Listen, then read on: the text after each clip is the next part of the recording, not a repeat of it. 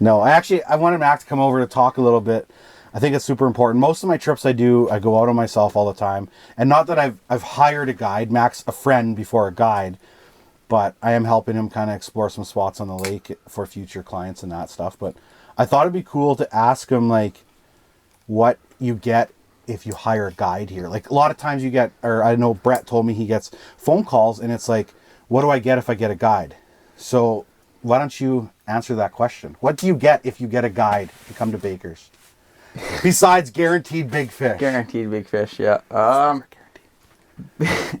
Basically, like, you're assured, like your trip is safe, right? Like it's a long run out to the big lake, and during, like, especially during the winter, you get bad conditions. Like, just like today, it's like white out, right?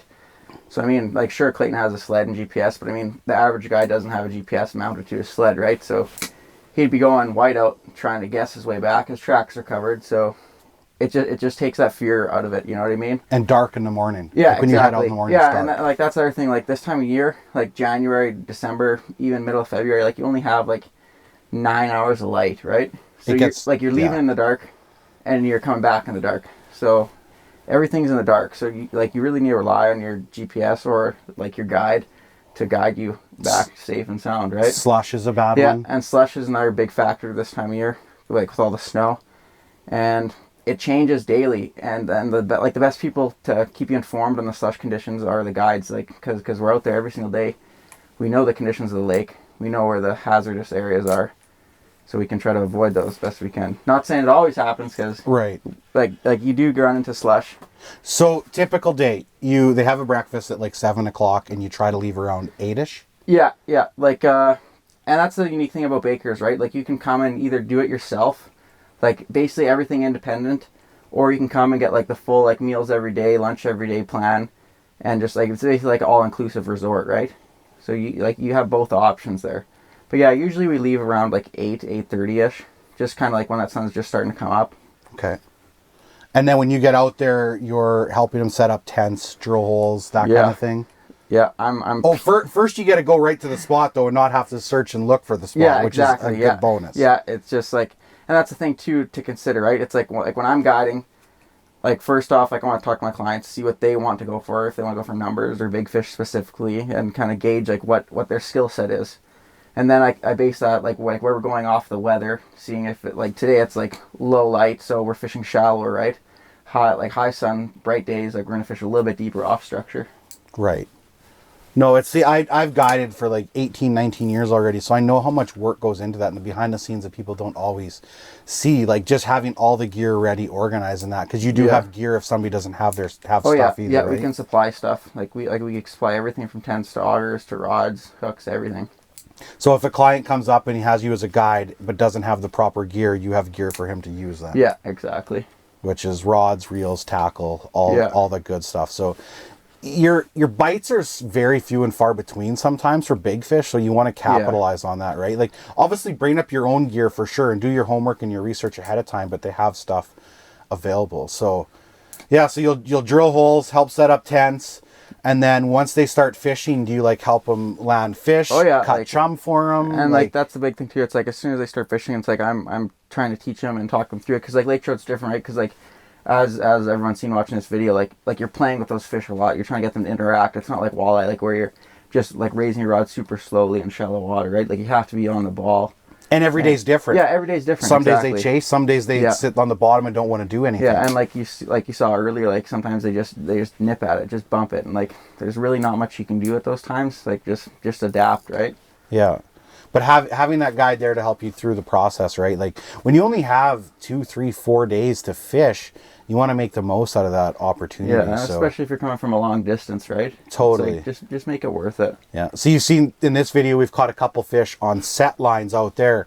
Is that something you'll maintain and do for clients then too? For sure. Like that's something like I do for almost all my clients. The only time I really don't do it is when it's like dangerously cold out there, and like in that minus 30, minus 40, like it's so cold to the point like where if you bend your rod in that cold, like there's a good chance it's going to just snap in half, right? Yeah. No, that makes sense for sure. So as long as the weather permits, they'll drill holes outside of the shack too, and bigger holes like double 10 holes to give the fish more room with those baits. Yeah. And then you can take advantage of more lines out there and fish some bigger baits. Just more opportunities, too, so. right?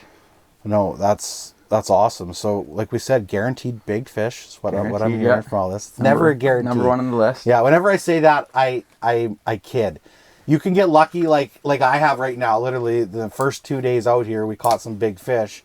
But you can sit out here for sometimes days and days. Sometimes it takes a couple trips to make it happen. Oh, exactly. Like you said earlier in the video, your highs are high and your lows are low. Yeah, and the big thing is too, it's like most people, like most of the clients that are coming up here like this past 2 years are from like the prairies and stuff, right? So they're used to walleye fishing, and like I tell everyone, like this is a totally different realm than walleye. Like it's not like you're gonna be hammering like crazy amounts of numbers each day. Like I mean, some days you can get into some decent numbers, but like Clayton was saying, like a good day lake trout fishing, like a day you're satisfied with is if you can put 5 lake trout in the ice. Totally. Like that's like you go home happy. You know what I mean?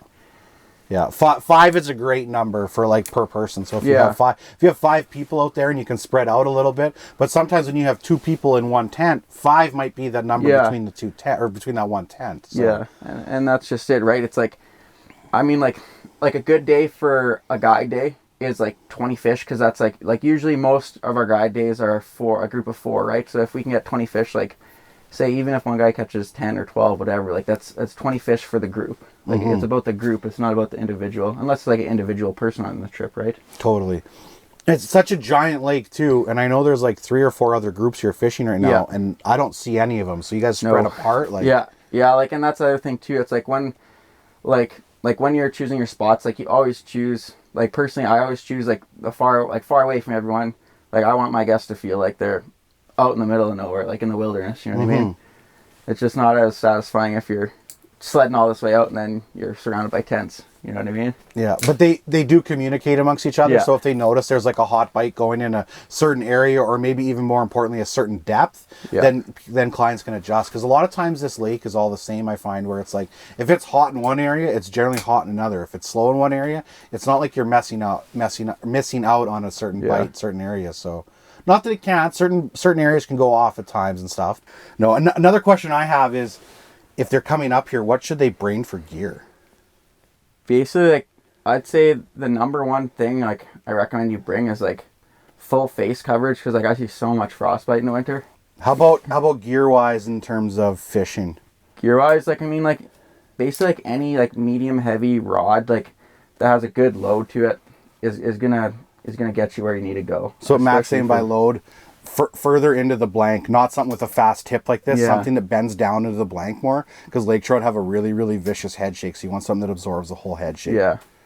And then like basically like I just tell my guests, like basically the same reel you use in the summer for walleye will suffice like for in the winter for lake trout. You're kidding. Yeah, I'm gonna get them. You stay away from my fish, Mac. I'm stealing them, man. I got him. Where's the scissors? See? I told Mac, I'm like, the only thing that's missing is him to catch a fish during this whole talk, but I'm done talking. I had to show him how to do it. So how about we interview you? Interview me, Mac? There'll be a really short interview, like really short interview. Unbelievable. I hope you lose it. I could. This is a good fish for you, Mac. This is like fish 9, I think, today. Just on fire. Fish number 9. For Clayton. Unbelievable. Stop shaking. See, he's got enough energy, he might even go down and bite you yet. He doesn't like you much. He's been hammering. I was going to talk about baits and stuff like that today, but I think I'm going to save that for the next video, because Mac and I are going to come out and do one more day of lake trout fishing. So I'll save like some of our favorite baits for the next video. But what do you recommend for people to bring up for baits?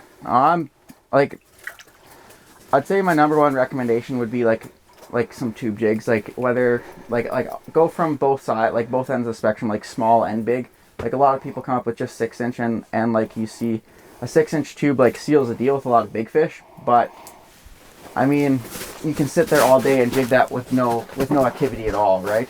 And I mean, some people are okay with that, but like 90% of my clients like would rather catch at least something in the day. Right. So have some big baits and some smaller baits, like you can't, like in my opinion, you can't go wrong with a 4-inch white tube or 4-inch chartreuse tube. Like you can't go wrong, because like I see so many big fish get caught on a 4-inch bait, And so many fish in general get caught on a 4-inch bait. Like, you can't beat it. So if somebody wanted to come up here, and like I talked a little bit earlier, that doesn't have all the gear, what about like transportation if they don't have a sled? Do you have available like transportation or rental sleds, that kind of thing? Like at Baker's, like we rent out sleds. Like we have 6 like 570 fan cooled Bearcats that we rent out, as well as we have a new 1-ton van that we tracked. So that thing's gonna be a unit, and with that, like you can fit up to like 6 people in there, like with some gear. So like you'll be totally comfortable with 6 people in that van. And you have the option with that as transportation too, to get guided or just purely transportation. Oh, okay. So yeah, so you can do the whole guided thing where you all jump in the van together and go out and fish for the day. That's pretty cool. Yeah. Or like if you wanted to just use that, like because it's a warm way out there, you can just use that as like just transportation. Like you can rent it just for transportation. But like a guide or like someone working at the lodge will like drive you out there. Right. And stuff. Yeah. Very cool.